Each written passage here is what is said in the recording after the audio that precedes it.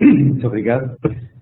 Boa tarde a todos. Em primeiro lugar, agradecer naturalmente ao Luís este convite por aqui está e a todos por darem a oportunidade de partilhar convosco nestes 20 minutos algumas ideias e dizer já em primeiro lugar, não se esquece que os slides estão disponíveis no SlideShare, naquele interesse.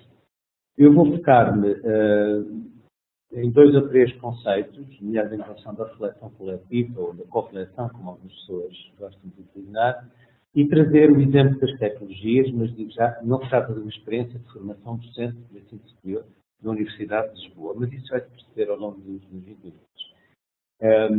Aqui, naturalmente, que eu sou porta-voz de um trabalho realizado por um grupo de pessoas, eu coordeno o Learning Lab, do qual vou falar com a minha colega Mendoza Pedro, e, portanto, isto corresponde a um trabalho realizado aqui, naturalmente, em loco, na Universidade de Lisboa. Eu vou me preocupar, em primeiro lugar, num primeiro andamento, em trazer algumas ideias sobre como é que entendo esta questão do desenvolvimento profissional, da docência no ensino superior e da relação entre as duas coisas, e começando por me interrogar, ou por dar já a indicação desta relação que eu entendo fortíssima, estreitíssima entre aquilo que é o desenvolvimento profissional docente, que fica já, e aquilo que é a aprendizagem entendida de uma forma global, não a aprendizagem do ponto de vista escolar. Porque ela é entendida na prática que nós fazemos, em particular neste aspecto que vos vou falar, entendemos essa aprendizagem como participação na lógica de que não é que se aprende na prática, não é nesse sentido, é que é preciso envolver as pessoas numa determinada prática com o objetivo de aprenderem alguma coisa. Na lógica de que não se aprende porque se quer, mas aprende porque é inevitável quando desenvolvemos numa prática qualquer que ela seja. Possam ver esta ideia mais adiante, acharem que é pertinente, mas ela arrasta implicações importantes, como, por exemplo, a ideia de que o aprender não é uma consequência do ensino. Ao mesmo tempo, interroga a questão da docência do ensino superior, porque para muitas pessoas, estou a pensar na Universidade de Lisboa, mas provavelmente não é, estou a pensar nas universidades ou noutras instituições de ensino superior, não é muito dizer que é uma prática para muitos, uma prática, entre aspas, adjacente. Isto é, a primeira preocupação de uma porcentagem elevadíssima dos docentes de ensino superior, é a investigação, e depois vem algo adjacente, que é, bom, lá terei que dar aulas, enfim, o mínimo possível, fazer alguma intervenção na universidade ou na comunidade também, mas enfim, não é propriamente algo que preocupe os docentes do ensino superior, muito menos a questão da competência pedagógica, como nós costumamos falar. Não está incluída nas competências de investigação científica, como todos sabemos, e é digamos, uma área que nos importa, por isso mesmo aqui estamos, mas é uma área que, na Universidade de Lisboa, não é entendida como uma área de preocupação em primeiro lugar, de uma forma geral. Neste primeiro andamento, eu gostava de vos deixar com 3 ideias fortes sobre a questão do docente. Entendo esta ideia de que o docente do ensino superior, como provavelmente qualquer profissional, é um ser sistémico, social, político e que se inscreve num determinado contexto. Ele não é o resultado do contexto, ele inscreve-se num habitat, se quiserem, que é situado exatamente no momento social, histórico e político. E, por outro lado, não é um produto da sua cultura, é um promotor, se quiser, um transformador exatamente dessa cultura coletiva. E, em terceiro lugar, reconhecer que o docente e as suas práticas, nas suas práticas, pelos objetos que ele utiliza e que incorpora na sua prática e que ele transforma, uma vez que nós estamos a falar, estou a pensar em docentes de ensino superior que ensinam alguma coisa, ensinam literatura inglesa, ou ensinam álgebra linear, ensinam alguma coisa, e, portanto, eles são transformadores de objetos, né, nessa atividade docente, não enquanto investigadores. Simplesmente, quer o docente, quer os objetos que ele transforma na sua prática, não podem ser considerados sem se atender a esta questão, que são os meios culturais de acesso ao conhecimento. E é aí que entram os artefactos tecnológicos e a mediação. E eu sou muito sensível à ideia da mediação, que também é um conceito central, e esta ideia da mediação, neste tipo de esquemas com base na teoria da atividade, tem-se tornado uma forma de pensar, e eu continuo a gostar de pensar desta maneira, porque entendo o sujeito, o indivíduo, isto não é há bigodes, como alguns gostam de dizer, o sujeito, ou seja, o docente, neste caso, o docente a atuar sobre ideias, que é o que nós fazemos com pessoas sistematicamente, transformá-las em ideias novas. E essa ação ou essa atuação sobre ideias, conceitos, teorias, sempre mediada por artefatos. O que nós estamos aqui a fazer neste momento, o que eu estou a fazer, é utilizar a mediação da linguagem, que é provavelmente o mediador mais forte, mas utilizar também a mediação da projeção. Portanto, entendendo o docente como um atuador sobre ideias com mediação de artefactos, naturalmente que eu trago, porque me vai interessar, os artefactos tecnológicos, por exemplo, mas gostava de trazer também outros elementos mediadores que fazem parte, no fundo, deste sistema de atividade que aqui se fala, nomeadamente os normativos, isto é, as normas, as regras, aquilo que nós conhecemos como o que regula a nossa atividade docente no ensino superior, e que são mediadores importantíssimos na relação entre eu, docente, e a comunidade académica, ou comunidade entendida em termos de mundo social mais genérico. E é importante trazer, embora não seja foco de trabalho, aqui agora, a estrutura em que este sistema se situa, com todas as relações hierárquicas de divisão de tarefas, etc., que conhecemos, e que é também um mediador exatamente na relação da própria comunidade académica com as ideias que se pretende trabalhar. Com este esquema, naturalmente, eu vou-me focar na questão das sectores digitais, e esse, digamos, vai ser o exemplo que eu vou utilizar,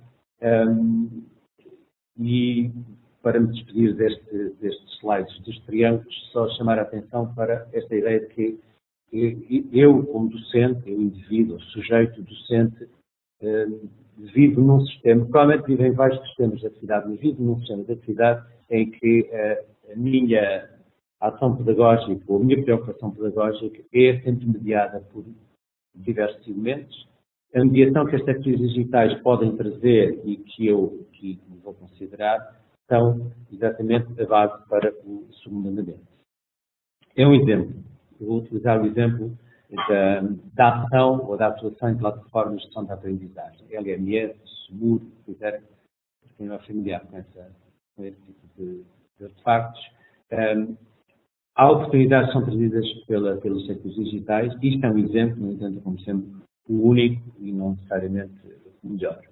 Mas é o exemplo que dará origem a seguir, naturalmente, a falar na experiência de Ribeiro Lagos. A atuação em plataformas pressupõe um conjunto de elementos, pressupõe reflexão, esse vai ser o foco imediatamente a seguir, mas pressupõe também pensar nos objetivos, nas finalidades de suas plataformas, os porquês, o porquê aqui e agora, mas ao mesmo tempo há possibilidades e exigências, e eu vou focar apenas em algumas delas, porque importa enquadrar estas ideias. Em termos de possibilidade, bom, as possibilidades abertas são muitas, e já agora, deixem-me dar-vos do quadro, eu estou a falar com um quadro prático por trás, e o quadro prático é a Universidade de Lisboa, que é uma universidade presencial.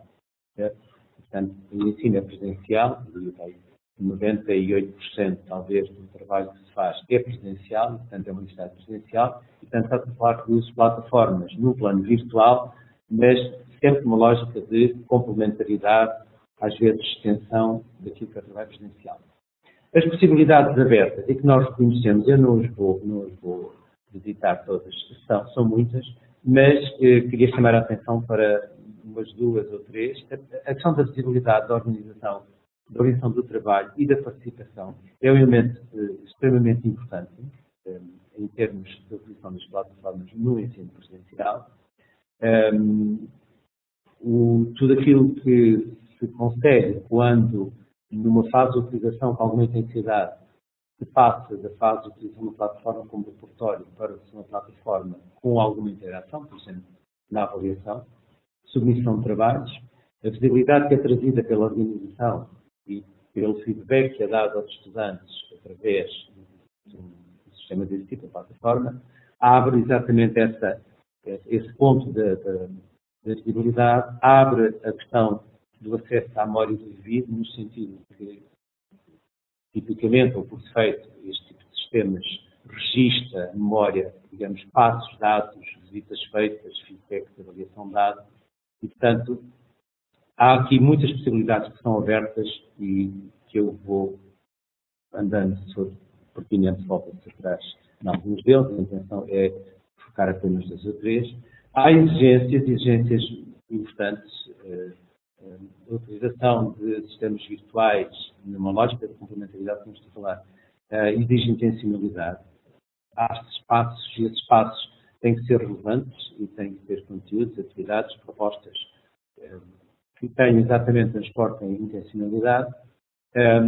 Quer focar em especial dentro daquilo que é exigido a flexibilidade, isto é, a abertura ao ponto de vista dos outros, porque faz parte do próprio espírito de utilização dos sistemas, e a questão da colaboração, que é onde eu vou terminar daqui a pouco, porque esta ideia da partilha, da co-construção e da possibilidade de atuação transporta necessariamente esta dimensão da colaboração. Eu guardei para o terceiro ponto a questão da reflexão, que é aí que quero focar especificamente, e quando se diz que pressupõe reflexão sobre um conjunto de coisas, as finalidades, como dizia há bocado, mas também a relação com os espaços existentes. Os espaços existentes, tipicamente aqui na Universidade de Lisboa, são espaços presenciais. E estas perguntas são as questões-chave que nós temos quando trabalhamos com os estudantes de Lisboa, que é o que é que acrescenta eu abrir um espaço virtual. Às vezes, em algumas faculdades aqui na Universidade de Lisboa, o espaço virtual é aberto por decreto, digamos assim, por top-down, de direção, diz abre-se em todas as disciplinas, por defeito, um espaço virtual. E fica a pergunta, o que é que acrescenta? Ou como é que são desenhados esses espaços virtuais? Como é que eles devem ser desenhados e com que tipo de intencionalidade e finalidade? O que é que se pretende promover com essa abertura? E, no fundo, o que é que se pretende que se aprenda, agora pensando nos alunos com esse tipo. Esta questão da reflexão que eu aqui trago surge de propósito, porque na formação pedagógica docente eu assumo a formação, qualquer formação, mas a formação pedagógica docente, essencialmente como reflexão. Aliás, eu escrevi ali, formação é reflexão. Certo? A reflexão no sentido de processo de gerar conhecimento. Mas adoto, seguindo autores que estão referenciados, a ideia da reflexão com o outro no sentido genérico, o outro no sentido coletivo. E alguns autores adotam esta ideia da co-reflection, que é uma palavra que eu não sei se existe em inglês, mas em português não existe co-reflexão, então eu percebi, mas é uma tradução livre, no sentido de não de alterar a ideia da reflexão, não é essa ideia, mas de lhe dar estas 3 dimensões. A ideia do caráter coletivo da reflexão, não significa que quando nós falamos em reflexão ele não esteja lá, mas a ideia aqui é sublinhar esse caráter coletivo da reflexão. O caráter deliberativo, no sentido em que, entender a formação como reflexão, e essa reflexão sendo coletiva, implica, eu vou brincar, não refletirmos e muito bem fica tudo na mesma, para eu vou dar, mas a reflexão no sentido deliberativo. Isto é, chega-se a alguma faz alguma conclusão, algum passo adiante. E a natureza crítica, que é um outro elemento importantíssimo, crítica, naturalmente, no sentido de interrogação crítica daquilo que é, neste caso, o trabalho docente no ensino superior. Este tipo de perspectivas remete para tendências, eu chamo-lhe assim, não significa que sejam tendências observadas no empírico, sob forma de pensar algumas coisas. Por exemplo, focando também 2 ou 3 elementos. A questão de pensar no aprendente individual, estou a falar no aprendente, entendam o termo genérico, eles podem ser os docentes do ensino superior, o aprendente, pode ser o estudante do ensino superior, aqui focava-me na questão do docente do ensino superior, a tendência da lógica do aprendente individual para o aprendente em espaços sociais. A lógica da aprendizagem de natureza escolar, aquela formação que muitas vezes acaba por ser uma reificação de práticas de formação, isto é a formação toda ela enquadrada por normativos, por caixinhas, por tabelas, que acabam por tornar-se reificações da formação e não formação propriamente dita, uma tendência disso para aprendizagem enquanto atividade de vida, porque isso é a vida do docente universitário, a sua vida é docente, investigador universitário, a sua vida é exatamente essas 8 horas de trabalho que realiza na sua atividade como docente em ensino superior. Sublinhar mais um elemento, a questão da disseminação da informação top-down para as redes horizontais e a comunicação entre pares. Isto é trivial, mas não é trivial quando se pensa em termos de formação. A ideia de valorização da horizontalidade em termos de aprendizagem não é uma ideia que não vale a pena sublinhar. E eu não resisto a sublinhar mais 2 deles. A ideia do design pró-hipotético e carno-hipotético, né? Quando você for fazer isto, ou se tiver esta situação, para um design da prática e muito da prática profissional realizado na prática. O terceiro andamento refere-se ao exemplo.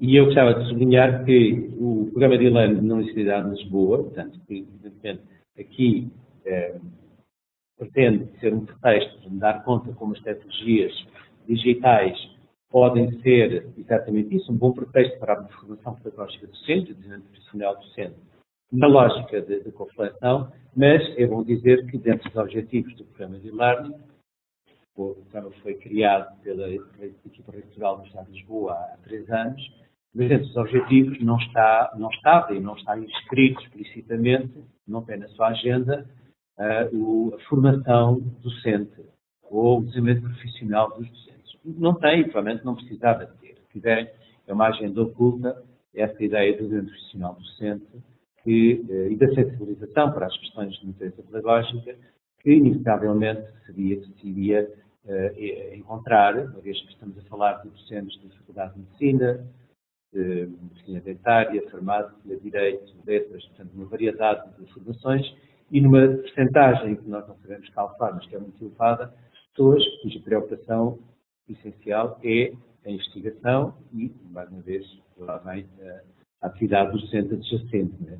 Lá tenho que dar umas aulas de física atómica, etc. Os eixos de atuação do programa com este tipo de objetivos foram os eixos que seria de esperar num programa de 3 anos para, digamos, suscitar o desenvolvimento de utilização de tecnologias, em particular plataformas de gestão da aprendizagem por parte dos docentes, a divulgação, a comunicação, a informação.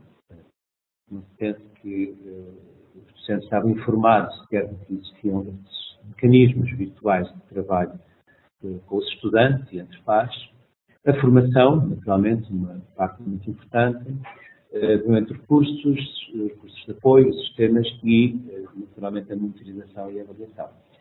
Eu não vou falar em pormenor deste elemento, aliás, no site do e-Learning Lab, que é, digamos, a entidade que regula e que desenvolve este trabalho. No site do e-Learning Lab há informação e há relatórios, né, anuais das atividades envolvidas, mas queria, muito rapidamente, passar pela ideia de que a partilha e a partilha de experiências, neste caso, através da realização de um ciclo de, nós chamamos B-conferences, em português não fica muito bem o B-conferências, mas são as B-conferences, conferências que tinham não apenas participantes presenciais e à distância, como temos nesta sessão hoje, mas também convidados presenciais e à distância. Neste caso, esta fotografia exemplifica uma ligada à utilização de quadros interativos no ensino. Ainda ontem decorreu aqui no Salão Novo da Reitoria da Universidade uma sessão sobre as tecnologias digitais nos mestrados em ensino da Universidade de Lisboa, esta presencial e com partilha da parte de faculdades da Universidade de Lisboa e também da nova Universidade de Lisboa, popular da Universidade Humana. Do ponto de vista das ações formativas, há uma variedade de tipologias, se quiserem, de trabalho com os docentes estes números que aqui aparecem são números do ano passado, mas a intenção era unicamente com este slide ilustrar a variedade de preocupações com formação e a par disso, entendido também como formação, o que o Leonardo chamou apoio individualizado, com aqui do vosso lado direito a Faculdade de Letras, a Faculdade de Medicina, Medicina Dentária, Ciências, etc., com uma variedade e algum desequilíbrio até no apoio individualizado, o que significa o apoio a grupos ou pessoas que querem utilizar determinada ação. Por exemplo, querem ter uma dimensão virtual de uma sua disciplina, da literatura, do estrado, do doutoramento, querem ter uma dimensão virtual, ou seja, criar uma disciplina na plataforma para apoiar os estudantes.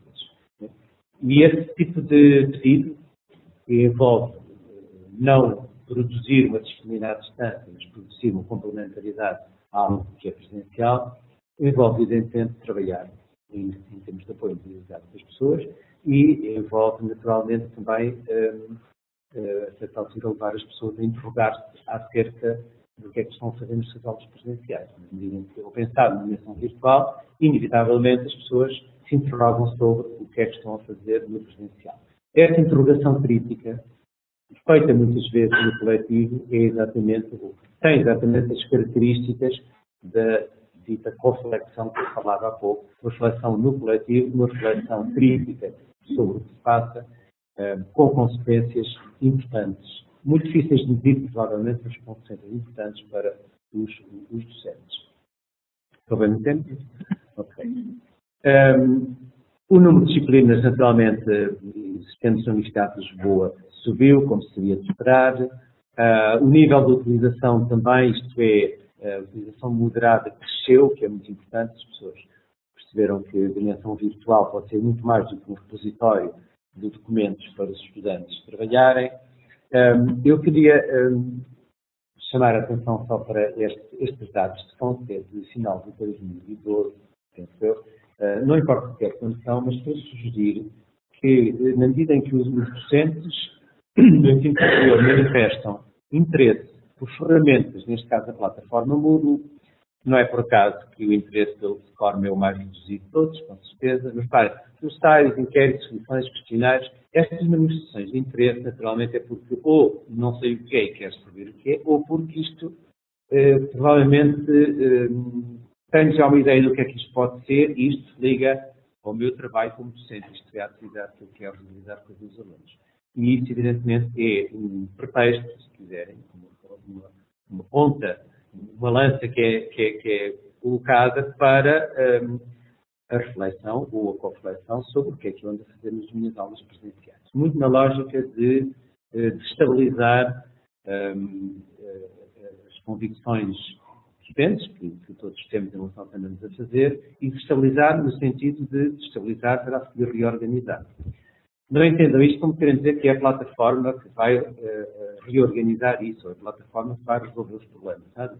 Estamos a falar de uma formação que reconhecemos que é importante para as pessoas, todos os estudantes, ensino superior, mas que tem esta agenda, se quiserem, escondida de obrigar a refletir sobre o que é que se anda a fazer no presencial. Portanto, naquele entendimento de que a minha competência docente, mas o meu profissional, é exatamente esta permanente atividade da ação sobre as minhas ideias, transformando-as em novas ideias mais perfeitas, entre aspas, mais próximas daquilo que eu pretendo realizar. É nesta lógica de transformação que, no caso do exemplo do Programa de Universidade de Lisboa, se entende a forma como os docentes realizam o seu trabalho, independentemente do nível técnico que, evidentemente, têm que dominar. Para fechar, só queria sublinhar dois elementos muito importantes, porque eu há pouco dizia e digo que não é a plataforma, não são os setores digitais que vão resolver os problemas, mas é, portanto, ao mesmo tempo reconhecer que existe aqui um fator importantíssimo, que algumas pessoas chamam a historicidade desta coisa toda, que é, nós estamos aqui do lado direito, estamos num momento tecnológico e podemos dizer que continuamos num progresso tecnológico que não tem que ver com aquilo que poderíamos fazer há 40, 50 ou 60 anos atrás. E, portanto, numa lógica culturalizada, que é uma palavra, enfim, pretende traduzir um embodied technology, mas muito na lógica de que é a manipulação da tecnologia no sentido físico, mas a manipulação das ideias através da tecnologia, é nesse paradigma que se está e o paradigma não parou aí, certamente vai progredir. Portanto, é preciso reconhecer a historicidade e a potência que as tecnologias trazem a este tipo de pretexto, que eu dizia, para o desenvolvimento profissional e o desenvolvimento da competência do género. O segundo ponto de chamar a atenção é só recordar estes esquemas tradicionais, que nós estamos também numa lógica de colaboração. Portanto, há aqui um movimento de comunicação, né, de todos para um grande computador central, ou todos para um, comunicação entre nós, numa lógica de ainda estarmos, digamos, dependentes de algum comando externo, e uma lógica de colaboração. Isto é menos de comunicação, ou se quiserem, muito de comunicação ainda, mas muito de colaboração. Aliás, estas duas palavras, comunicação e colaboração, que a essa altura se fundem completamente e não existem necessariamente uma sem a outra. Estes dois pontos visam só chamar a atenção para que, reconhecendo que não é a tecnologia digital que nos resolve os problemas, é preciso entender que ela aí está e pode ser um pretexto excelente. No caso, para a Ilana de Lisboa, reconhecemos que é um pretexto excelente para entrar nesse domínio da formação docente e do desenvolvimento profissional. E é isto. Muito obrigado.